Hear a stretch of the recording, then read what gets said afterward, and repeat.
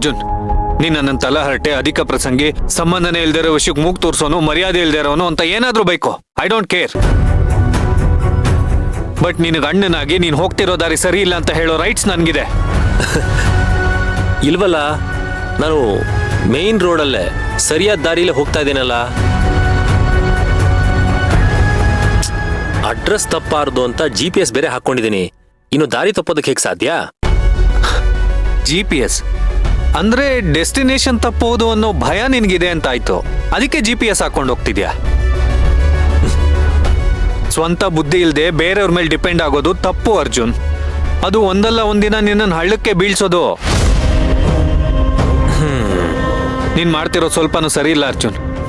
ಅದಕ್ಕೆ ನಿನಗೆ ಡೈವರ್ಸ್ ಕೊಟ್ಟು ಮನೆಯಿಂದ ಹೊರಗಡೆ ಹೋಗ್ತಿದ್ದಾಗೆ ನೀನ್ ಇನ್ನೊಂದು ಮದುವೆ ಬಗ್ಗೆ ಯೋಚನೆ ಮಾಡ್ತಿದ್ಯಾ ಅಂದ್ರೆ ಅದಕ್ಕೆ ನಿನ್ ಮೇಲೆ ಮಾಡಿದ ಆರೋಪಗಳೆಲ್ಲ ನಿಜಾನ ಅನ್ಸೋದಕ್ಕೆ ನನಗೆ ಶುರುವಾಗಿದೆ.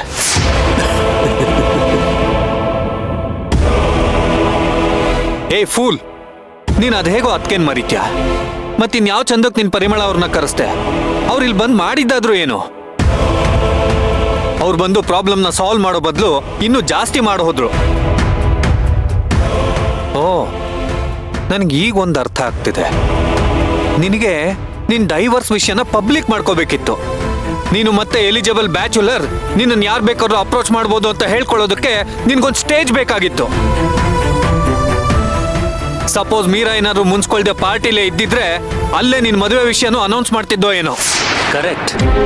ಆ ವೇದಿಕೆ ಕ್ರಿಯೇಟ್ ಆಗಿದ್ದೆ ನನ್ನ ಮೀರನ್ಗೋಸ್ಕರ. Shut up. ಇವನ್ ಮೀರಾ ಅಂತೆ.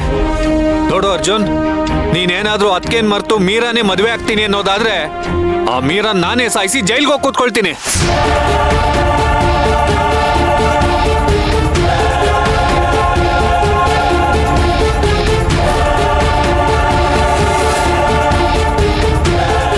ನೀನು ಗೊತ್ತಿಲ್ಲ ಅರ್ಜುನ್, ನನಗೆ ಕೋಪ ಬಂದ್ರೆ ನಾನು ಯಾವ ಮಟ್ಟಿಗೆ ಬೇಕಾದ್ರೂ ಇಳಿತೀನಿ. ಅದರಲ್ಲೂ ನಮ್ಮ ಅತ್ತೆ ಮತ್ತೆ ನನ್ನ ತಮ್ಮನ ಸಂಸಾರ ಮಧ್ಯೆ ಯಾರೇ ಬಂದ್ರು ಐ ಡೋಂಟ್ ಕೇರ್. ಹುಡುಕೊಂಡೋಗಿ ಕೊಚ್ಚಾಕ್ಬಿಡ್ತೀನಿ.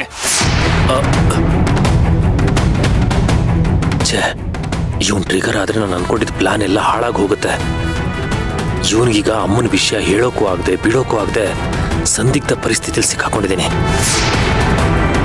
ಅಯ್ಯೋ, ಅದು ಹಾಗಲ್ಲ ಕರ್ಣ, ಒಂದ್ ಸ್ವಲ್ಪ ನನ್ನ ಮಾತು ಕೇಳು.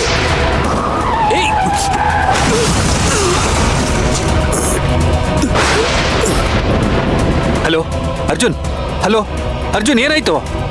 Hello hello Arjun, hello hello